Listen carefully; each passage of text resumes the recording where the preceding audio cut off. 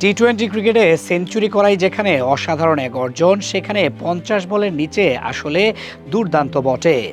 আর তাও যদি হয় মাত্র ৩৩ বলে, তবে সেই ইনিংসের ব্যাখ্যা কি বলতে পারেন? ইনিংসের মাহাত্ম্য আরও বেড়ে যাবে যখন শুনবেন টি-টোয়েন্টি বিশ্বকাপের ১০টি আসরের ইতিহাসে এবারই প্রথম কেউ নক আউট স্টেজে এসে দেখা পেয়েছে সেঞ্চুরির।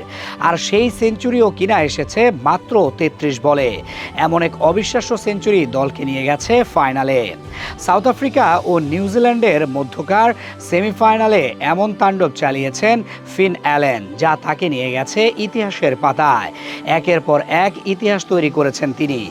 ফিন অ্যালেনের এই ইনিংস ভেঙে দিয়েছে বিরাট কোহলি, ক্রিস গেইল, রোহিত শর্মাদের সব কীর্তি। বিশ্বকাপের নকআউট ম্যাচে এমন তাণ্ডব চালাতে পারেনি তারাও। টি-টোয়েন্টি ক্রিকেটে ১৭০ রানের লক্ষ্য খুব একটা ছোট নয়, তবে এই লক্ষ্যকে মামুলি বানিয়ে ফেলে নিউজিল্যান্ড। এর আগে বিশ্বকাপে ৫ বার দেখা হয় সাউথ আফ্রিকার সাথে, কখনো জেতেনি। এবার সেমিফাইনালে এমন লক্ষ্য তাড়া করতে নেমে ১২.৫ ওভারেই খেলা শেষ। সেটা তো ফিন অ্যালেনের কল্যাণেই। মাত্র ৩৩ বলে সেঞ্চুরি করেছেন তিনি।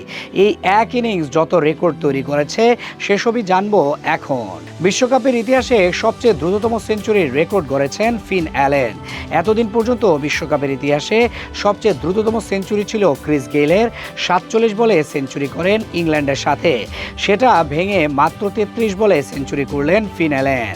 আন্তর্জাতিক টি-টোয়েন্টি ক্রিকেটে টেস্ট খেলুড়ে দেশের বিপক্ষে এটা সবচেয়ে দ্রুততম সেঞ্চুরি। এমনকি টেস্ট খেলুড়ে দেশের মাঝেও এটা দ্রুততম সেঞ্চুরি। তাণ্ডব চালান ইনিংসে ৮টি ৬ হাঁকিয়েছেন ফিন অ্যালেন। বিশ্বকাপের নকআউট পর্বে এর চেয়ে বেশি ৬ আর কেউ হাঁকায়নি। এমনকি এই ইনিংসে মোট ১৮টি বাউন্ডারি আসে তার ব্যাটে। এত বাউন্ডারিও এর আগে কেউ হাঁকাতে পারেনি।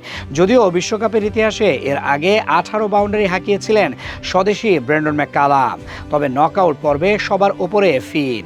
নিউজিল্যান্ডের হয়ে এখন সবচেয়ে দ্রুততম সেঞ্চুরি তার ব্যাটে এসেছে। দিলশানের ৯৬ রানের রেকর্ড এতদিন সর্বোচ্চ ছিল বিশ্বকাপের নকআউট পর্বে, সেই রেকর্ড ভেঙে দিয়েছেন ফিন। সব মিলিয়ে এটা শুধু একটি ইনিংসই ছিল না, বরং সাউথ আফ্রিকার জন্য এক লজ্জাই ছিল বটে। পুরো টুর্নামেন্ট অপরাজিত থাকার পর সেমিফাইনালে এসে আবারও প্রমাণ করে দিল তারা কেন সাউথ আফ্রিকাকে বলা হয় ক্রিকেট ইতিহাসের সবচেয়ে বড় চোকার। সেটা আবার প্রমাণ করলেন ফিন।